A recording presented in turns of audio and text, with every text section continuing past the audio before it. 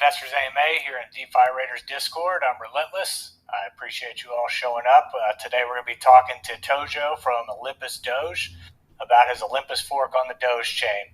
So welcome, Tojo. I appreciate you joining us. Thanks, man. It's great to be here. Always love speaking with the Raiders community. I've been part of Raiders for, I don't know, 8-9 months or something. So I feel like I've seen like all the different stages and evolutions of it and been part of a lot of AMAs myself.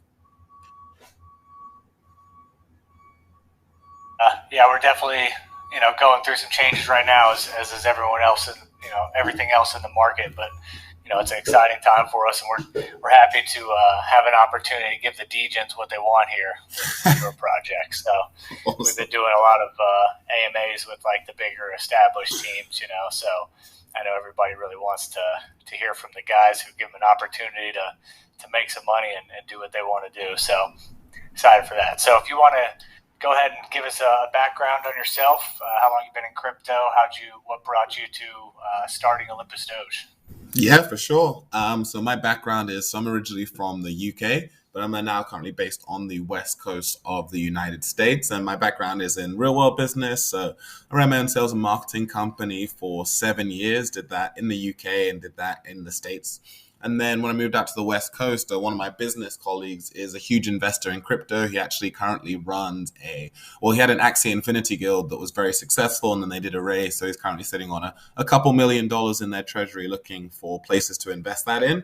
And so he's actually the person who got me into my first yield farming project. And kind of once I got into that, I just fell down the rabbit hole compared to obviously traditional investments in the financial markets. The returns you can get in crypto are incomparable. So I just started learning as much as I could about it, from the very beginning, like what is a smart contract, like what is a blockchain, just from complete scratch, and just educated myself and started investing in more and more projects. And then I got the opportunity to help to run one of the tomb forks, and like an early stage tomb fork. So I was part of a core team of one of those projects, and that was an awesome learning experience. Got to see a lot about the crypto market. Like I got in we were obviously middle in the bull run, and then got to see the bull run, got to see the height of the bull run, then got to see the market start dropping, and then got to see the collapse, and saw what happened to Luna and all these different projects. And so it was a really great learning experience. And then kind of taking that forward, we saw the launch of Doge Chain, and we saw that as a great opportunity to get in on the ground floor of a new blockchain and tap into the strength of the Dogecoin community. And so we were like,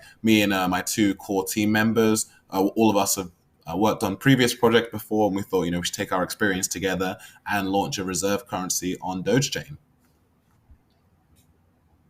Nice. Yeah. That previous tomb fork you were talking about, was that the one that you had reached out previously about launching on Polygon, or did that not happen, or was this a different tomb fork? So the one we did it on Phantom. Okay. Which one was that? So that was Game Theory. Okay. I remember that. That was right around the time when I got in. Yeah, so that was pretty similar. I mean, at the time, it's like, we were there were probably 20 to 30 tomb forks that were having like various levels of success at that point. And then I think most people were doing pretty well, but kind of Luna was sure like I think it was a massive point in all of crypto, because obviously everyone heard about that and felt that, but especially for those type of algorithmic stable coins, it's like once the Luna crash happened, it's like everything just tanked after that point. And then it definitely got very difficult to continue working with those type of protocols in that space. Oh yeah, for sure. I mean, it's hard to keep those innovative too. You have a chance to make money when you first hop in, but keeping those things sustainable has proven to be difficult. Some have done it though, honestly, just a couple though. Exactly, and it was an awesome learning experience. Like we learned so much from the highs we got to. We had a lot of success in the early stages, and then the things that didn't go well, and so we're taking all of that experience and bring that into Olympus Doge. Hey, the best way to learn is trial and error. I mean, I came in without doing what you did, without like learning all the little ins and outs. I was just like chasing APRs and listening to people, and man, I learned the hard way, but I learned. Yeah, that's it. Yeah. So anyway, So what? Since you've already had experience with the tomb forks, and we see how the ins and outs of those and the difficulties there. Why did you decide to create Olympus Doge as an Olympic fork? What's appealing about that model? Yeah, it's a great question. So our what we saw with Doge chain, obviously with a new chain being launched, that it doesn't have all of the established protocols that you'd find on established blockchains. And so we looked at it as being like we could bring a suite of different financial services over to the chain that no one else was either providing or providing to a good level. So we're going to be doing things like we have an auditing service that we're going to be having out there, which is huge because there's been so many rug pulls, obviously, with it being an early change, kind of like been like the Wild West. So we have an auditing service we're bringing out. We have utility NFTs that's going to help people with the protocol. But what we're very excited about is that we're going to be bringing out some limit order bots and dollar cost averaging bots. We're going to be having our own bonding as a service, and then we're going to be having our own lending and borrowing platform. So building out all of these financial services and obviously having the treasury to support that. And so I was actually also an investor in a lot of different Olympus forks. And what the really good things about those kind of protocols is the ability to be able to raise a treasury. But what I saw that was the main weakness of those protocols, that they didn't actually use the treasury to support the token price or to really invest into the protocol. It's almost like the treasury was a separate thing from the token. And so what we're going to be doing is having the treasury directly linked to the token itself, and so that we have a hard backing price of $1 initially on launch, and so the treasury is going to back that price. The second that if the price ever dropped below that, the treasury would initially go back and buy back the tokens to support that price, and then we're going to be using the treasury to invest into building our own suite of financial services, and then it's all tied to our token, which is called the OHMD token. And then the other thing we're going to be doing is to be having a very manageable APR, so we don't have that rampant inflation that we have to battle against. Nice. So speaking of your treasury, so I got a couple questions that we'll get to. But since you already touched on the treasury, what are your methods for building the treasury outside of your initial sales? What are you looking to invest in on the side? Are you only investing in Doge projects to keep it within the same ecosystem, or what are your plans there? So that's actually a crucial difference between us and between what other Olympus forks either did or advertised themselves as. Most of them advertised themselves as they were, like mutual funds. Whereas for us, is like that's not the direction in which we're heading in. Like we're not going to be making any external investments with our treasury. Our treasury is going to be used for internal investments in terms of investing into our own protocol, in terms of building out our suite of financial services. Sorry, 1 second.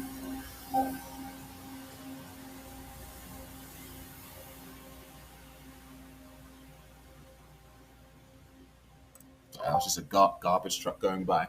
So we're going to be taking our treasury and using it to do two key things, which is to A, back the token price, and B, to be investing into our marketing and into investing into building our financial services. We aren't going to be making external investments in other projects, because the way that we look at it is that when you are doing that, essentially what you're just saying is that you are a mutual fund, and that you and your team are better at investing than the individual investors would be, so they should give their money to you and you should do that. And not to say that that's a bad endeavor, but when I look at all of the different forks and what they did, even the ones that made investments that did make a profit, it's like none of that money ever ended up going to any of the investors.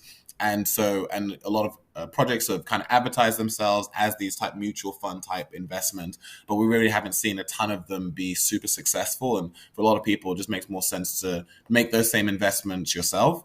And so for us, we're going to be using the treasury to build out this suite of financial services. The revenue from those services then going to go back into the treasury, which then going to back the token price. So what people, when they're buying our token, what they're investing into is they're investing into our own ecosystem versus trying to get a piece of investments that we're making in outside projects. I like that. I mean, that's to me at least, that's a lot less risk when you're investing in your own things. Exactly. That's our goal, especially it being a bear market. It's like, with the volatility that we see in the outside market, like the big thing that we want to provide investors, especially in this market, is stability, knowing that they can put their money into our protocol, they can see the token price, they can see the hard floor price, they can see the treasury, and they can see the statistics and the actual fundamentals of the business, and then be able to make a really informed investment. And most importantly, they can actually project out that in a week, in 2 weeks, in a month, in 6 months, in 12 months, is that the project isn't going to all of a sudden collapse because we're taking out these big leverage plays, or our treasury is in these really volatile assets. That's another thing that we're going to be doing, is that outside of our liquidity pool tokens, the treasury is going to be holding itself in almost exclusively in stable coins as well. So when people see the treasury balance, they know that that's actually the treasury balance, and not that if tomorrow Bitcoin dumps and all of a sudden the treasury loses 30% of its value. Yeah. I think that's a smart model, honestly. So with that, so you talked about the price or the price of the coin. So when looking at the fair launch, right, it talks about a price fluctuation in the purchase price from $2 to $8. How does that work? What is the factors that drive it from the initial purchase price to $8? Is that just the market volatility there? So that's not yes, sure. That's not actually the purchase price. So what we are doing something a little bit different with our launch, which is I'm sure all of us have seen what typically happens on a launch, which is that if it's a fair launch, let's say it's not a pre-sale, but if it's a fair launch, everybody knows, okay, the token's going to launch at this certain time. And what happens is the people that, have bots set up or have the fastest internet speeds, and the people who are able to make the purchase initially, if there is a lot of interest, say you launch at, $1, and all of a sudden the price just starts shooting up, then all that happens is the people who are able to get their first transactions in end up selling and end up dumping their position on the people that come after them. And that's why you see like a big pump and then a huge crash and that crazy volatility that you see on market launches. And so what we're trying to do is to avoid that, so that our early investors aren't essentially trying to cannibalize each other. And so what we're going to be doing is that we're not just going to add all the liquidity in and then just launch. We're going to be adding the liquidity steadily in over the first 24 hours. And so the people that buy initially, then we're going to continually keep on adding liquidity. So hopefully we don't see the massive spike and then massive drop, but we just see a steady increase over those first 24 hours. Just so we're trying to smooth out the launch and reduce the volatility. So what we're talking about is that what we're aiming for is between the launch price of $2 and then a range of between $2 and $8, as that's when we're going to be continually adding liquidity. And we advertise that price range is to basically let people know that if they see the price start climbing well beyond $8, understand that we're still going to be adding liquidity within the first 24 hours. So it's probably not a good idea to be buying past that point until all the liquidity is added. So we just want everyone to be on the same page. And what we really want is for people to not try to look at it as be like the way to make their profits is to try and play the launch, but really the way to make money is to be a holder with us long term and to let the treasury grow, the token price backing, take advantage of the rebases, and then be able to take steady profits over time versus just trying to do it all off the launch. Interesting. Yeah, so that's like that's kind of an accurate fair launch assessment there. Usually what you hear with the fair launch is just, hey, we're not doing any pre-sales. We're just launching at the same time, and that's considered a fair launch. But yeah, that's interesting. It gives multiple buying opportunities at the low price over those 24 hours. I like that. Yeah, exactly. And I've been part of it too, where it's like, it can be pretty stressful, where it's like, oh, you're just trying to get your orders placed as quickly as possible and just trying to jump in and jump out. And for us, it's like, we would rather people who, if they don't really, what we try to do like in the process is to advertise everything that we're building. We've got our roadmap out there, our long-term vision, all these suite of financial services that we're building. So we're looking for people to see the actual roadmap and see the value in the ecosystem over the long term. And if people aren't seeing that, we'd probably rather them just not get involved in the project if they're just looking for that early in and out versus people who are going to see the growth in it long term. And so that's why we're being very open and transparent about what we're looking to do with that launch, because we don't want that volatility, because what we want is all of the initial group of investors who buy in at the start is to essentially kind of buy in and then just go along with us on the journey and then make their profit steadily over time. Nice. And this kind of does this method of launch, does this help eliminate front running too? Exactly. Is that kind of a thought process there? 100%. Because I think what we've tried to, and that's one of the good things about us having experience, is that we've just seen all of the different ways that these launches go, and the projects that we see that have the most amount of successes are ones that don't just have some crazy spike in the first 10 minutes or the first hour. It's really the ones that steadily just increase over time, and just trying to really reduce the volatility that you get in the crypto market with these launches. That's our ultimate goal, because what we don't want to have happen is that the people who have, done their research, very excited about the project and buy in early, just end up getting their position cannibalized by front running bots or by, kind of mercenary investors who are just looking to come in, see the price pump that happens from those initial buyers of the people who do believe in the project, and then just dump on them. And then all of a sudden people, buy in at one price, and all of a sudden they have less money after one day than they did at the start. So that's what we're trying to avoid as much as possible. Yeah, I think that's going to help protect some of the liquidity as well, because I mean, at least for a lot of newer investors, they start seeing their money go down, and they're not thinking long term anymore. They're just trying to get out before they lose everything. So exactly, I've been there. So all right, so let's dive in a little bit to the treasury management. You talk about the suites and all that stuff. What are you using? Can we talk about some? Sorry, I'm wording this poorly. My bad. Let's talk about some of the suites and how you're going to build the treasury outside of the initial sales. I know you talked about like the auditing and all those services. You had some other things on your website. Let me see here that I was looking at. Let's talk about what other financial services specifically outside of like the auditing and KYC are you going to be using to build that liquidity? Sure. Yeah, let's go through the roadmap. Get that up.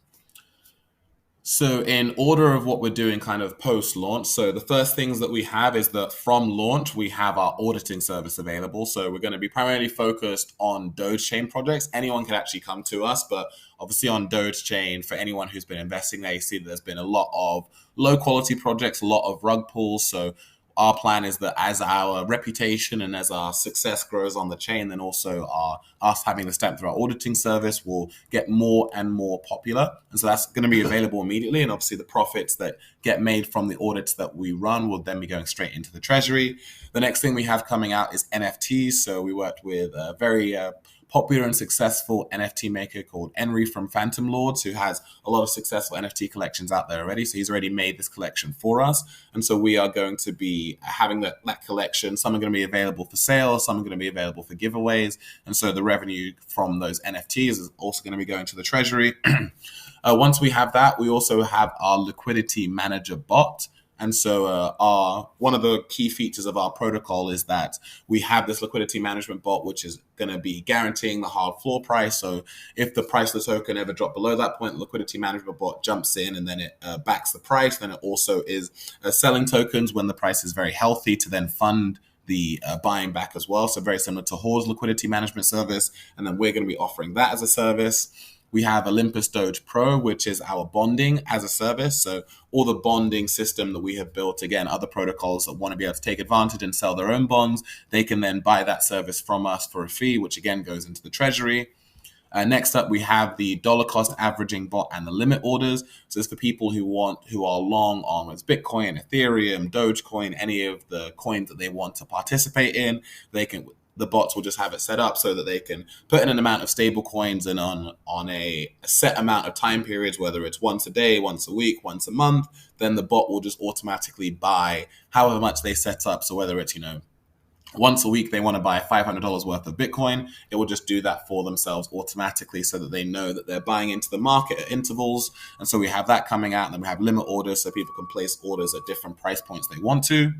And then after that, we have our lending and borrowing platform, so Olympus Doge Bank. So that is will be our flagship financial service, and then we're going to be building that out. So that is kind of our initial plans on initial roadmap that we think, anything from 6 to 12 months, that would cover the majority of that, and then we're going to be then expanding those services. Okay, awesome. Yeah, let's talk about a couple of those things. I have some of those in the other questions, but since we're already getting on the one thing I'm really interested in is Olympus Doge Pro, right? So how does that incentivize? What are the incentives there for other projects to utilize Olympus Doge Pro, and how does that boost interest in your project? For sure. Appealing for them to use that service.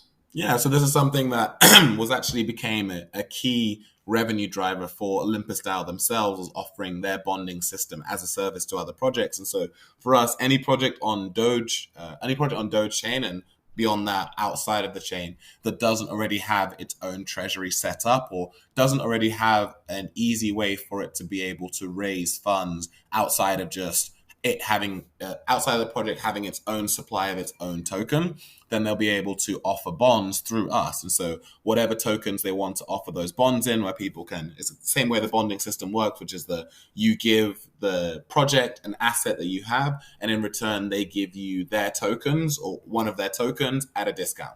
And so any project that doesn't already have that set up, they can come to us and then they can pay us a fee. We'll then set up that bonding system for them. So that'll give them an ability to be able to raise money outside of their token price. So any project that's interested in that, we set that up for them. They pay a fee for using that service. And then that fee then goes into our treasury. And then obviously we're getting the exposure of their community knowing who we are because they're using the bonding system through our service. Okay, nice. Yeah. All right. Yeah, perfect. Great answer. And then next for the NFTs. All right. So what are the missions going to look like for the NFT holders?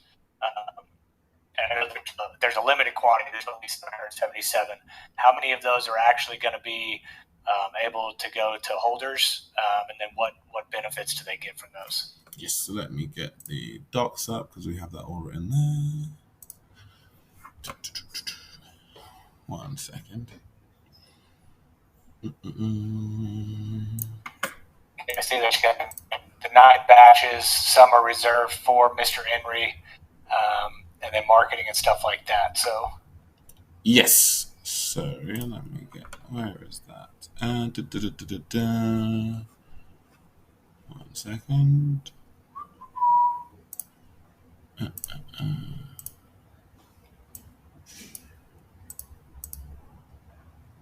Sorry, it's being very slow. Okay. Let's do that. Okay, I cannot get it up for some reason. Cool. So you're on the documents, right? You're looking at it right now. Yeah. So it looks like you have 1 batch reserved for creator and the team. Yes. 1 batch for marketing and partnerships.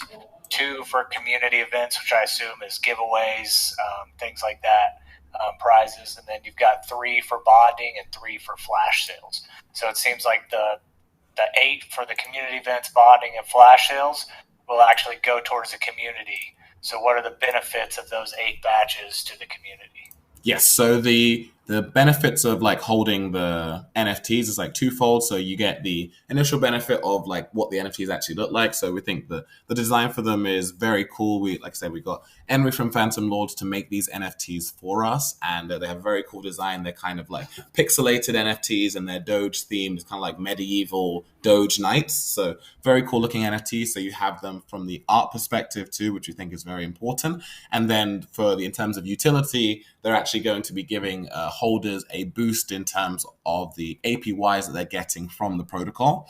And then as we continue to bring out our suite of financial services, the NFTs are going to have special utilities in all of the different financial services that we have when it comes to whitelisting for some of these services. So one of the things we're going to be doing is letting some of our NFT holders, if they're interested, get the opportunity to be like first testers and kind of get first access to our financial services and get access to them before other people are able to. Also different discounts or priorities. So essentially they're going to be a VIP of the entire ecosystem. So anything that comes out, our NFT holders will be the people that get first access to them.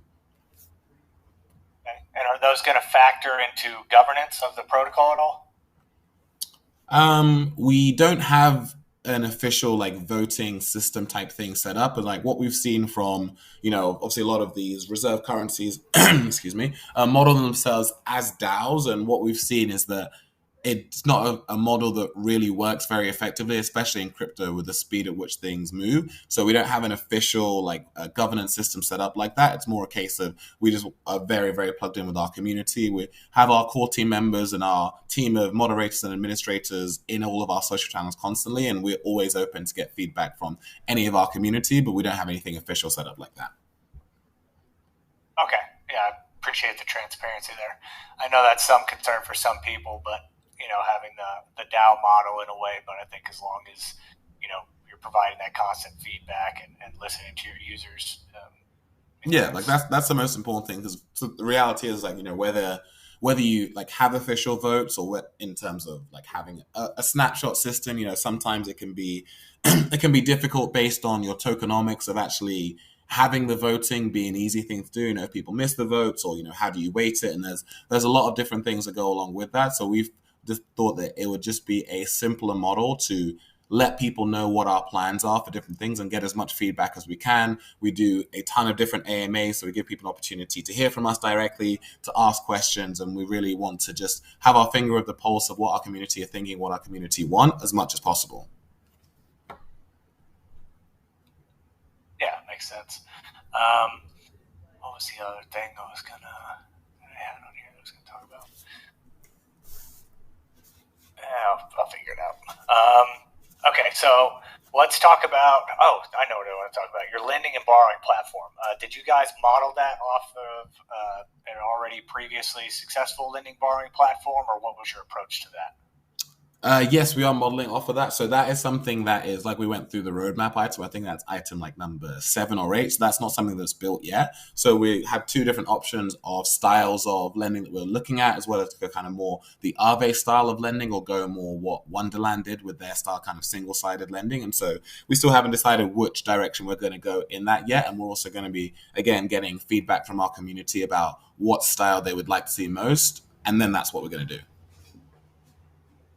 Okay, and are you going to have like LPs at all, or is this just going to be that typical, hey, we have this many tokens, this is what we lend, what we borrow kind of thing? Are we going to have LPs? As in, you mean in terms like a farm Yeah, or are a you going to do DEX? like farming at all, or is it just going to be the lending borrowing? So if we did that, then that would be a different that would be a different financial service. The lending and borrowing was going to be lending and borrowing. Yeah. Yeah, yeah. I'm sorry, I meant it as like an addition to that. Are you also planning on building out that kind of financial service later to have the farms as well? Yes, it's a good question. So, we have a partnership with another project that already is in development of a decentralized exchange, and there's a bunch of them already on Doge Chain. So, it probably wouldn't be something that we would out and out build ourselves because our partner is already building it, but maybe have a partnership where we're heavily invested in a decentralized exchange. Okay, yeah, cool. That makes sense. That takes a lot of work off you guys too. And plus, if it's already someone that's trusted, I Exactly. mean, Yeah. that's what you see with it's what you see on Phantom, right? With like Spirit Swap and Liquid Driver and all those people working together. Exactly. Exactly. Yeah. So our partner's already mostly built a DEX anyway, so we wouldn't need to build one ourselves from scratch. We would just partner with them. Nice. All right, so let's talk a little bit about the staking, right? So I know you have like it's a rebase model, but if you'd like to, one thing I wanted to ask you about is, so you mentioned a wrapped staked token LP from day one that has no Ponzi-nomics. Could you explain that a little bit? Yes, so kind of similar to the rebase tokens like Titano and like Seifu, because we have already built and developed our wrapped staked OHMD token. It means that when people are buying it from KibbleSwap, they don't actually need to stake it because it's already staked on their behalf. So all they got to do is hold it, and then every 8 hours the rebase happens, and then they're seeing the value of that rebase in the amount of tokens in their wallet, the value of that go up. So they don't actually have to do anything when it comes to staking. It's staked for them automatically. Okay, yeah, I wasn't sure if there was a difference in the standard staking for the rebase there. Um, so what I noticed here is like you guys have a lower tax of the typical rebase. Um, what was the and then the stakers get 4% from the sales, right? So what other are there any other fees, or is it just that 4%? Are there any, you mean in terms of the sales tax, or you mean is there other fees that are going towards stakers? Yes, are there other fees that go towards the stakers, or is it just coming directly from the sales tax So yeah, so the sales for tax the is rebase? that's the only fee that's associated at all with buying or selling the token. So we wanted to make sure that a portion of that was going to actually directly going to our stakers. But in terms of how do holders, benefit from the things that we're doing, is like we'd say that every single financial service, every single item that we are building or that we release will be going toward our stakers, either directly or indirectly, in the fact that it goes to the treasury, and the treasury is what backs the token. So they know that the stronger, the bigger the treasury grows and the bigger the backing price is, the bigger the hard floor price is, that the more stable their investment is. Okay, perfect. And are all the rewards going to be in the native token? Yes, so the when someone holds the wrap staked OHMD token, then the value of that increases every rebase. Okay. So how with that, right? So this is, if I recall correctly, this is in a limited capacity to token, right? So what are the overall mechanisms to control inflation and dilution, which is, a concern for a lot of people with the auto rebasing tokens? How do you guys plan on controlling that from diluting the price out? Yeah, so for us, like we are not going to be having like insane levels of APRs. Something that's going to be very manageable and something that we have the ability to adjust over time. But our goal is that our treasury growth dramatically outpaces the overall like inflation going into the system. But on top of that, our goal, it is a reserve currency. So our goal is that over the first 12 months to eventually get to the price of what Dogecoin is. And so when people are looking at the APYs, what they will be able to do is look at two different metrics, which is whatever the hard floor price is. So they know the whatever the hard floor price is, that the price isn't going to drop below that point. So even if say that the hard floor price is going to be $1, so even if say they're buying the token at $100, they know that if they can look at the APYs and giving out 1% per day, for example, that they can calculate that even if the price went all the way down to the hard floor price, given what the daily APRs is, they can calculate how long they would need to hold for it to be impossible for them to not at least be breaking even and how much they're in profit. And so by having those statistics out there, people are able to make long-term calculations on their investments. And then over the first 12 months, our goal is to get the price eventually to be mirroring what Dogecoin is, because the goal is to be a reserve currency for Dogecoin on Doge chain. And then they'll be able to take the yearly APYs and do the same calculations. Okay, yeah. Um, so, so why? So aside from trying to, I guess, one of the appealing things about Doge is, kind of being first, right? It's always good to be first. Is there something like specific about doing this on Doge as far as like the tech or the community that's appealing?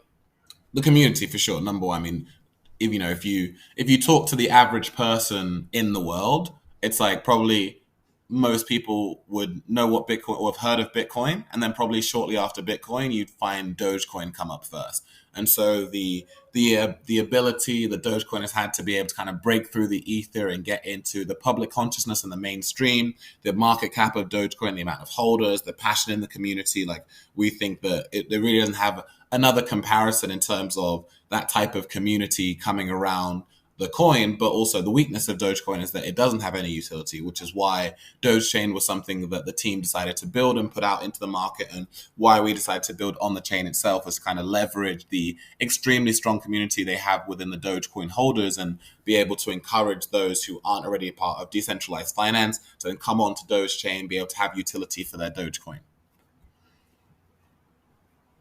Okay, yeah. Nice. Yeah. I mean, I think it's good. I like Doge Chain. I don't have much over there yet, but I've been following it pretty closely. It's pretty cool to see the growth and like the people moving over to it. For sure. And it's kind of very similar to, how they always say that the most millionaires get made during recessions, and how, if you're making calculated bets on, what's going to happen come the next bull run, it's like, well, our bet is that Dogecoin and Doge Chain is like, once the next bull run happens, is like those things are going to really explode in value. And for us being first movers on the chain and being in position that when the next bull run happens, is that we'll be one of the flagship projects in DeFi. Yeah, it's a great goal to have. And getting in early gives you that opportunity for sure. So one thing I want to talk about real quick before I hop into some of these audience questions, security, right? So a lot of people are super concerned with security, with the amount of breaches and things that have happened, and then the KYCs and audits, and right, KYC really only goes so far, right? And then like the level of auditing, if you pay $500 for an audit, people aren't really going to take that seriously. But what are your plans for security for the project? Yeah, for sure. So pre-launch, we've had it be peer reviewed. So like I said, our developer's extremely experienced, someone who's head developer at another current project and has run other projects before. So using his developer, I guess, community, was able to get that peer reviewed. And then post launch, we're going to be getting an official audit. So we're going to kind of give some options to our community, and then we're going to pick the one that our community is most excited for, and that's who we're going to get the post launch audit done by. Okay, nice. Yeah. And then when we're talking about let's talk about your audits real quick. What are you guys trying to, who are you guys trying to be comparable to with your auditing service? Is there like a benchmark standard that you guys are trying to achieve? Someone else who's done it great so far that you guys are trying to mimic in a way? That's a good question. I wouldn't say, for example. Yeah, so there's obviously a lot of different companies that offer auditing services, and there's like I would group them into like two different sections where it's like, or maybe three different sections. Like there's like the top tier auditing companies that are doing those audits because they really believe that that's a service that helps people.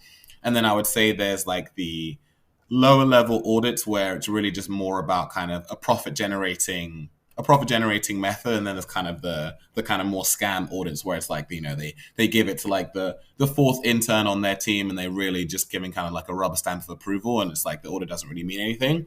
So for us, it's like, because we have this entire suite of different financial services, this isn't like the number one thing that we're driving towards. So the profit motive isn't the biggest thing for us. Really, the biggest reason why we are offering the service is that we all just saw so many different projects launch on Doge chain and other chains too, but especially Doge chain because it was a new chain, and people were just excited and just kind of aping in without really thinking about or doing any research. And we just saw so many different hard rugs and so many different slow rugs.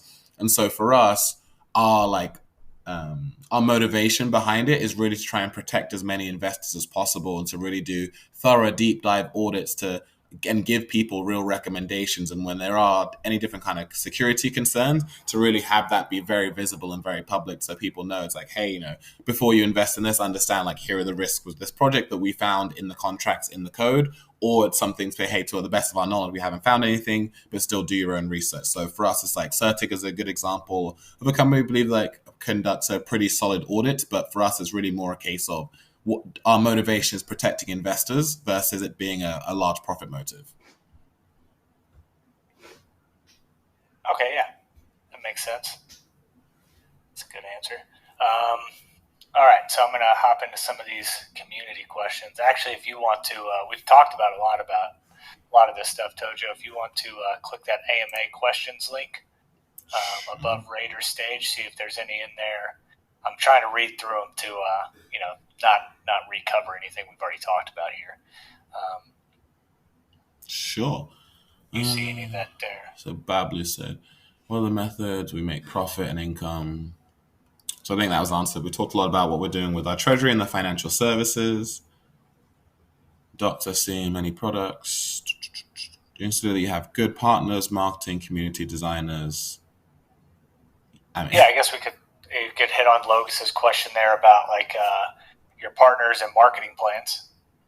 Yeah, for sure. So partners we have, so we've got a couple of different partners. So the DEX that we are partnering with, which is KibbbleSwap, so they're one of our partners. So we're looking into doing some partner pools with them and some like marketing campaigns with them. Other partners we have, so we have one called a Doge Chain Design. So they do have a cool service where they allow people to kind of have custom wallet addresses like on the website when they're logging in with them.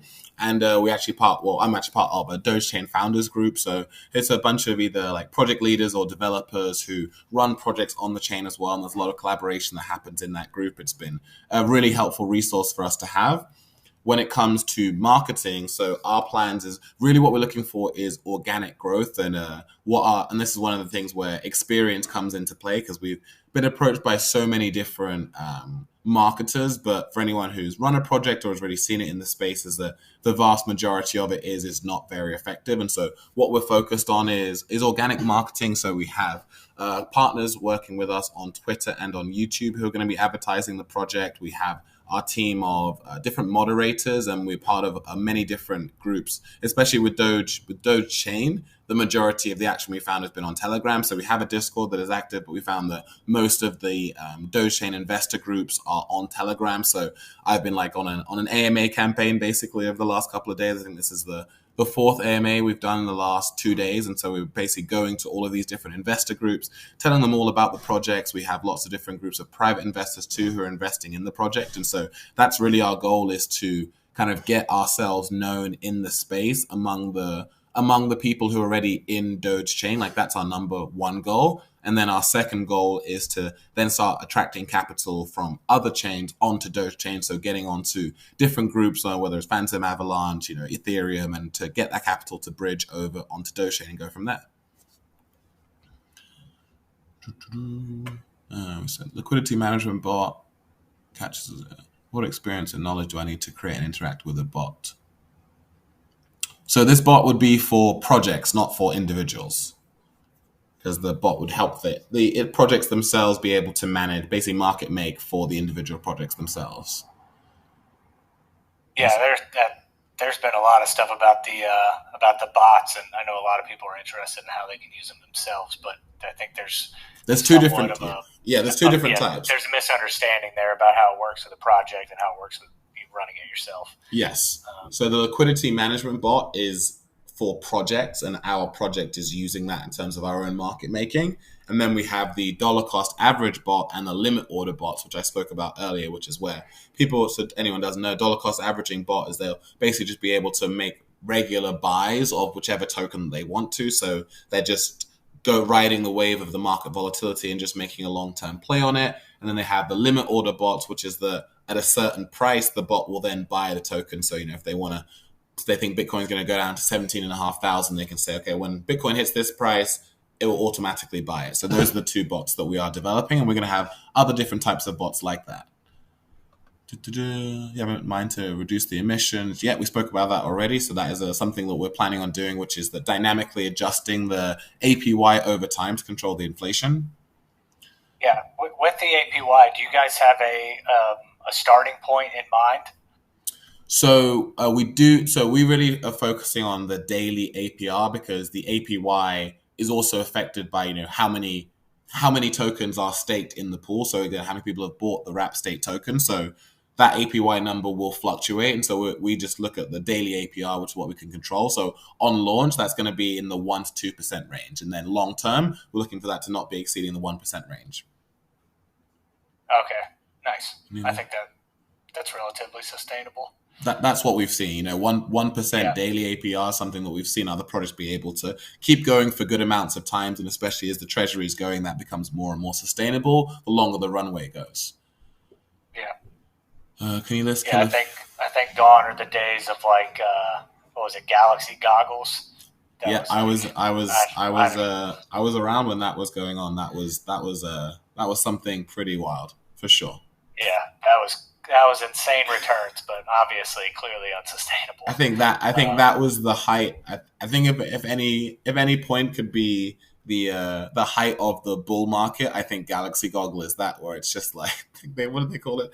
The Galaxy Boost or something. I think they were paying like 10 to or 15% APR per rebase at one point. It was it was like drugs. It was the investing equivalent of taking drugs. It was pretty insane. Yeah, I had a buddy who was heavily invested in that. And seeing his returns there for a short period of time, I was like, no way. Yeah. And obviously it didn't last, but hey, for those who got in early. Exactly. If anyone was smart enough just to cash out immediately the entire time, then they would have made an absolute killing. But I think that's also, for anyone who doesn't know, what we're talking about was that there was an Olympus fork, which they basically, how they differentiated themselves from everyone else was just to pay the most degen APRs you could possibly imagine. And I think they lasted for about 2 weeks doing that. And then once one big sell happened, and then the bank run happened, and then the entire thing collapsed. And so, if you're one of those people that got in very early or just immediately sold in the first couple of days, you were able to make an absolute killing. But for those people who actually had any kind of belief in the project longer term, the whole thing collapsed, and then they had to shut it down and kind of relaunch on Binance. And when they relaunched with APRs that were very manageable. And I think across crypto in the last year, you can see that same pattern happening over and over and over again. Whenever people go very degen, they realize that that's not sustainable, and they either collapse or they try to adjust to having that sustainability. And if we look at some of the projects that have had success in the bear market, if you look at projects like Horde, for example, like what has allowed them to have a lot of success is it all comes down to sustainability. So that's our focus on doing that from day one versus starting off degen and then having to pivot. So they asked about the roadmap. We already went through that. Currently, most projects are in English. How will it reach non-English local communities? That's a good question. So we actually have already plans, and we're hiring people on Fiverr to actually translate our documents into Arabic, into Mandarin, and Spanish as well. So we're going to be trying to appeal as much as we can to different projects around. Yeah. Next one. Maybe there's one here from Logos, which talks about, it's, maybe you like to read it to decipher it a little bit yourself. Being backed by a meme token, does Olympus Doge have fundamentals for a good development in the cryptocurrency market? I guess that's more a question is the concerns with meme tokens. Well, I think that saying it being backed by a meme token, I think does Dogecoin a disservice, because Dogecoin isn't just a meme token; it's the meme token. It's a whole blockchain. It's well, I mean, I'm just talking about the coin itself. Yeah. It's like it is the it is the meme token. It's a staple meme token. It's Elon Musk is tweeting about it, so I think it'd be different if we were just launching our own meme token or trying to build something versus something like Dogecoin, which already has a massive community and an extremely loyal community. So I think that, when we were, obviously it still fluctuates, like when we were launching on Dogechain, Dogecoin was the 10th biggest cryptocurrency in the world. So in terms of its long-term viability, anything that wasn't in the top 10 is less viable than that based on its current market cap. So I'd say that that's not something that we're very concerned about. Yeah, that makes sense. Many problems have project with UI, UX. Well, one of the things that we did, so the question is, many projects have problems with user interface, user experience, and this turns off new users. How do we plan to improve the interaction? So one of the things that we did for the people who've been following our social channels is that we took a lot longer in our development phase than other projects did, because we really wanted to make sure we're taking the time to have a quality project. So I think that's something that we addressed with taking more time than other projects did to being ready to launch, because we didn't want to rush it. Same reason why we already have the wrap stake token. For those who don't know, the original reserve currencies didn't have that, and then they realized very quickly that their liquidity pool was getting diluted because the tokens in their liquidity pool weren't getting rebases, and all the tokens that were staked were getting rebases. So we took the time to build the wrap stake token before we launched, so that we never had that dilution issue. So in general, that making sure the quality of the website, the quality of the contracts being of the highest level, that's something that we take very seriously. What's the minimum investment entry for your project? There is no minimum. Do you have videos we can see? Yes, we actually have our own YouTube channel, and there are, I think, 3 or 4 different AMAs that I've done that are uploaded on the YouTube channel and has information about that. So I'm going to posting all the links in the Raiders channel, so you can go and look at, we've got our Twitter, we've got Telegram, we've got Discord, we've got Medium, we've got YouTube, and the website, obviously. So you can check out any of those resources for information. Will you intend to recruit non-crypto investors to your project?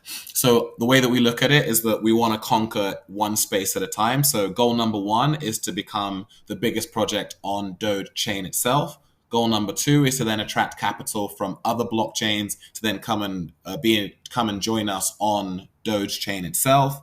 Then goal number 3 is to get the Dogecoin holders who just hold Dogecoin maybe on a centralized exchange and they're not part of DeFi, is to then get those Dogecoin holders to then become a part of DeFi, come into Dogechain itself, and then come into our project. And then step forward then be to attracting people who aren't in crypto at all into the project. But there's so much capital in those 3 buckets. I think that we have the ability to generate an enormous market cap before we even need to touch non-crypto investors. But long term, that's definitely something we would like to do.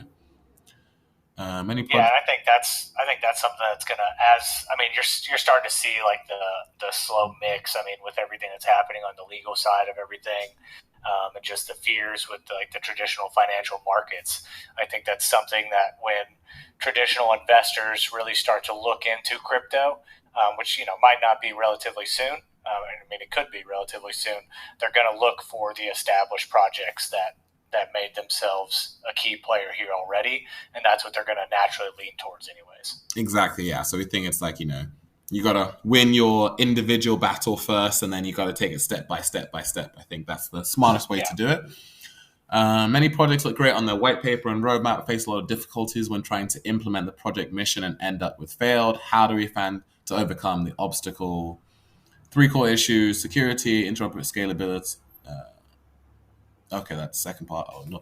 So yeah, for us is that we feel like we are our philosophy is to essentially attack problems before they happen. So in our development and in our planning, we looked at, okay, what are the issues that have got other projects to fail, and then we've designed our protocol so it's being different. So things we've spoken about already, things that have caused projects to fail. Too much inflation, so that comes from having APRs, APYs that are too high. So we're going to be having very manageable APRs, APYs. Poor treasury management, so investing into a lot of very volatile assets, or not being smart about how they're using their treasury. And so for us, it's like we're going to be having a very conservative approach to how we're using the treasury, not having revenue streams. So for us, like we have revenue streams on day one with our auditing service. We're having our NFTs that are coming out within the first week or two, which is another revenue stream. And then we have all of these other revenue streams being planned. And communication is a huge one. So for us, is like we're constantly doing AMAs and constantly talking to our community, finding out what they want. Our launch is a great example of that. We initially looked at doing a pre-sale. We spoke to our investors or our community, and they said that they didn't have a lot of trust in pre-sales, especially with how a lot of launches had failed on Doge chain, so they'd be more comfortable with a fair launch. So we did a fair launch. Transparency is a huge one, which is the reason why I'm fully doxed, which is the reason why I'm normally when doing AMAs, I'm doing videos. If you go on our YouTube series, you can see all the different videos we've been doing. And so what we've tried to do is to look at all the things that have caused other projects to fail, look at things that have caused projects to succeed, and do the opposite of what the failed projects are doing, implement some of the things successful projects are doing, so we can have that success moving forward. I found that Olympus Doge is based on Doge chain, planning to move to another chain. So in the short term, we don't have any plans to move to other chains, kind of what I just spoke about in terms of that four-stage plan, which is conquering the space on Doge chain itself, then attracting other capital from other blockchains to come over, then attracting Dogecoin holders who aren't in DeFi over, and then attracting people from outside of crypto. It's not something that we'll rule out in the future, but for us, it's like until we're a massive project on Doge chain itself, for us, it doesn't really make a lot of sense to then go to another chain. Documents, they claim to be, according to what I read in documents, they claim to be a protocol project with great innovations and financial products. Da, da, da, da. How do you plan to build confidence and security? I think we've Covered that one. Scrolling down. I think we've covered the majority of what's being asked. Okay, let's see if there's anything that hasn't been answered. Oh, here's one. Do you think that this project could become a base for other upcoming projects on Doge chain? That's a good question, and I think that what we look at it as maybe not so much a base, but more like a resource with our different services that we offer. So a project wants to launch and they would love a liquidity management bot to help them with market making on their token. They'd like to raise money in their treasury, so they'd like to have their own bonds. So they use the Olympus Doge Pro, so bonding as a service, or whether it's individual investors or projects themselves and want to, take out some leverage to help them out, they can use our lending and borrowing platform. So maybe not so in the sense of like being, say, a launch pad for project, but in terms of having resources that can help projects to achieve their goals, we think that we can do that. Let's talk about that. I guess this one's a little bit different. Is that recently there have been a numerous project rug pulls and exit scams. Why would investors have faith in your project, not willing to do the same? I would say that when it comes to doing research into a project, I think that if anyone looks at our project and looks at what we have done so far, like if they go on any of our social channels and they see the links, they can immediately see that we have our website where we have landing page. The DApp is going to be coming out when we launch. We have our Twitter page, we have our Discord social channel, we have Medium articles, we have a YouTube channel with a CEO that's fully doxed doing YouTube videos with his face out there. They can see our roadmap that we've put out there. They can see the time that we've taken with our development. They can see all of they read our documents fully. They can see all the different things that we're building. And so I think one of the ways to be able to, spot the difference between a rug pull and a quality product is to look at how much effort has been put into it pre-launch, during launch, how much transparency does the team have? Obviously, KYC is one thing for us. We went for the perspective of having the face of it be fully doxed. And so we've tried to do as much as possible to show people how serious we are about this project. But ultimately, it's at the end of the day, those are just words. And the only way for people to really know is just to see. And so what we would just say is just to ask people to judge us based on what they see us do. And, if you're someone who is more risk averse as I, just continue to what we see us build. And we're very confident that over time, we're going to prove ourselves as one of the premier projects people should get involved with on the chain. Yeah, I think your partnerships help a little bit with that too, because some of the partnerships you're making are with people who have not been at all associated with rug pulls and have been associated with pretty good projects that have kept working and kept grinding and did take advantage of their users. So I think that's super helpful. For sure, man. Thanks for the assist there. Audit we just spoke about. What did it say here? Token dumping is one of the problems faced by DeFi projects. How do you plan on preventing token dumping? So for us, is like we have the sales tax. We have a sales tax of 8%. So that's something that helps prevent token dumping. The way that we're launching with our staged fair launch over the first 24 hours, that's something as well to dissuade people from trying to dump their tokens in very early. But ultimately, it is a free market and you can't force people to buy or force people to sell. We found in experience that's not the way to run a successful project. The way to prevent people dumping their tokens is to give people a stronger incentive to not dump them. And so for us, that's why we're so focused on our roadmap and what we're building. So that when investors come in and they see our project, they see that the best way for them to be able to make the profit that they're looking for, which is ultimately what everyone is looking to do in crypto, is to hold their token long term and to get the benefits of the rebases and get the benefit of the treasury growth over time. So we feel the best way to prevent token dumping is to have a quality project that people are more likely to make money off from holding long term than looking for just a quick flip. Yeah, rebase tokens haven't generally been the best way to make money just off quick flips, anyways. Exactly. I mean, you can, but usually with that, like you said, with the tax and the rebase mechanisms, it's not. You do need to hold it. Exactly. Yes, and for us being a reserve currency, it's like the way that people profit over time. It's like the whole original Olympus style of the idea of the 3-3 mechanism, where it's you stay staked. The longer that you stay staked, the lower that your risk becomes because you're increasing in your supply.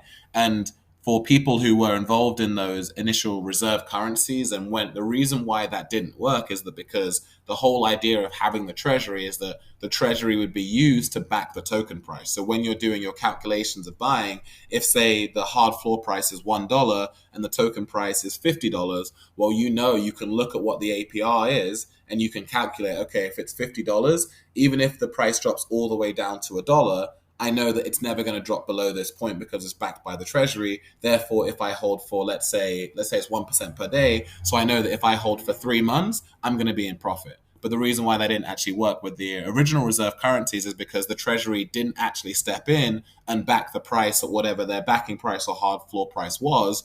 And the token price dropped below that point, which meant that people's calculations end up being incorrect. And so that's why we call it a hard floor price. So to make it very clear for people that if the price gets to that point, the treasury will step in and will guarantee that price. People can look at the size of the treasury and they can look at the token supply and they can make their calculations on how secure the token is and how secure the protocol is based on those metrics. We want people to have as much information as possible to know that their investment is secure.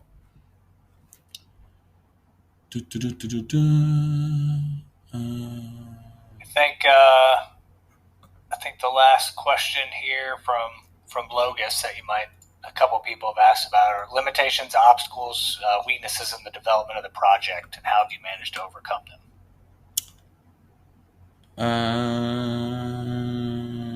It's the very last one. A couple people have touched on that. How have you managed to work through some of the issues, basically, or what obstacles have you faced, if any, really? Yes. Also, I want to address one of the things earlier because I saw someone who I know came out and said, all of this sounds like everything you did is project management with game theory, which didn't work out for investors. How is this going to be different? So I would say that I'm not sure quite how that comes up because this is game theory was an algorithmic stablecoin, whereas Olympus Doge is a reserve currency. So those are two very different types of protocols with different goals and different ambitions. But changes that we're making for anyone, basically anyone who doesn't know, it was an algorithmic stablecoin project that I used to work with before. And the question of like what lessons that were learned, I think this is kind of an answer I gave before, but I'm happy to address it because I think it's a very fair question to ask, which is that controlling inflation. I think that was definitely a mistake that we made and a lot of other algorithmic stablecoins made, which is just giving APRs that were much too high in the beginning. And then you have the problem of having a very inflated token supply, which just becomes very difficult to control. So even if you have a lot of money in capital there, it becomes difficult. Another issue that we face is with being an algorithmic stablecoin, we had two different tokens, and then we also had three different pools. And so the liquidity we had was split in three different places, whereas with here, we only have the one liquidity pool. So all of the capital that's going to be flowed into is going to be going through there. Another thing is a discipline with our treasury management. So I think that we have been extremely disciplined in our pre-launch phase about where we have spent money and making sure that we're getting the best bang for our buck that we possibly can. And we've seen a massive difference come from doing that as well. And then the fourth thing that goes along with that is the revenue stream. So for us, we already have one revenue stream that's live on day one, which is our auditing service. We have the NFTs that they've already been designed, and so they're going to be ready to get deployed within the first couple of weeks. And then we have all the different revenue streams that we're building as well. So I'd say that we have learned the lessons of other projects that our other teams have worked on, the projects I've worked on, and our goal is to take those lessons and to do things very differently to be as successful as possible. Okay, and then let's go down to the bottom. The question Logos, here we go. I think you've clarified many doubts. That's good, but I'd like to know if Olympus has had any limitations, obstacles, weaknesses in the development of the project, how you've managed to overcome them. I would say that in the pre-launch phase, the issue that we had was it took longer to develop things than we thought it would take, specifically in the wrapped staked OHMD token. So for anyone that doesn't know, is that Olympus DAO was the first reserve currency and the biggest, and Time Wonderland was the second, and they were the biggest. And it took them months to realize the issue that they had with having their liquidity pool not be wrapped, and so not getting the rebase rewards. And so they had to switch their liquidity pool over, and it's something that really affected them. And so doing that before even launching was very technically challenging for our development team, especially given the fact that Doge Chain is a new blockchain. They're still figuring stuff out. It's not as easy to build on Doge Chain as it is to build on, established blockchains from a technical perspective. And so that took longer. But one of the things that we did to combat this is that we were very disciplined about not giving a launch date until everything was actually built. And so we got asked that question a ton of times, and we decided that from our own experience as investors, it's very frustrating to have a team announce a launch date and then it gets to it and then they have to delay it because technical issues or whatever the case has happened. And so we decided that we would just not give a public launch date until we were ready. And so it took longer than we initially anticipated, but we were in a position where we hadn't promised something we weren't able to deliver. And so once everything was completed, that's when we gave our official launch date. And so I'd say our biggest challenge was just, we're doing something very challenging. And because we're trying to add so much utility and have this huge roadmap, it's been more challenging development-wise to get things ready. But we feel that that was a good price to pay to have a high-quality project. And I think that we saw that projects that just rushed to get something out and didn't really build much failed very quickly. So we feel like it's been proven that was the correct decision.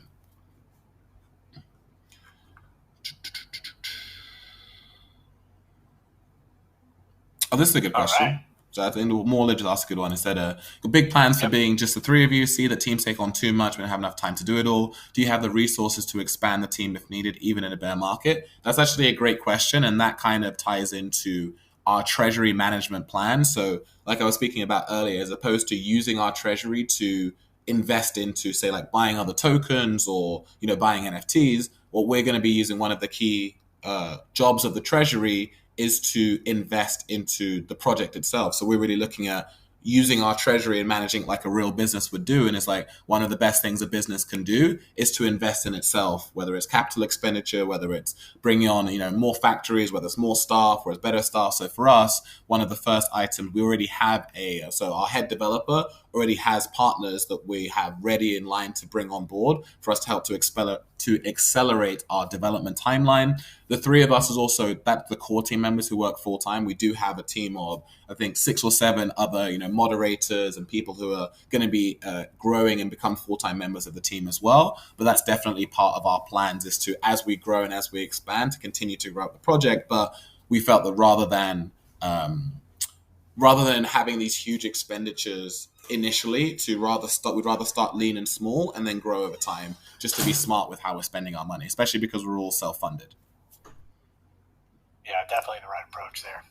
Cool. So I think that was it. And if anyone feel like their question didn't get answered, please feel free to head over to our Discord and then you can ask away. We're happy to answer any questions, positive and negative, because, we understand, again, like all of us are investors ourselves. And there's nothing more frustrating for me is that if I have a question about something and it either doesn't get asked or it gets like deflected or ignored, and I'm happy to answer any question at any time. And that's one of the reasons why we try to do as many AMAs as possible so people can hear directly from us. Oh, well, yeah, Gianon and I posted it at the same time, but yeah, the link for their Discord is in there, so feel free to hop in and chat with them. All right, well, I think that about covers everything. Tojo, I really appreciate their time. Anything else you'd like to say to the community? Just thank you for your time, guys. It's really appreciated to be able to talk to the community and to be able to share about what we're doing. Like I say, we are just under 6 hours away from launch. So, if you haven't invested in anything on Doge Chain, we'd recommend, you going over there with even it's just a small amount of money to kind of see how things go. And we are very serious about this. Our team's been working incredibly hard over the past couple of months to get this product out there onto the market. And all of us have had a lot of experience. And I think that growing, I say kind of class as like growing up initially in the bull market and then in the bear market, and the lessons that we've learned, I think has put us in very strong position to have a very successful project. All right, yeah, I'm excited to see it play out. I was away for a little bit, so I was excited to get back and get you on here before the launch. I'm glad that the timing worked out. So, yeah, thanks so much for the time, and I look forward to seeing the launch and seeing how this goes and communicating in the future. Awesome. Thanks for having me, guys. Appreciate it. Yeah. All right. Thanks, everyone, for tuning in. It's been a great AMA with Tojo from Olympus Doge.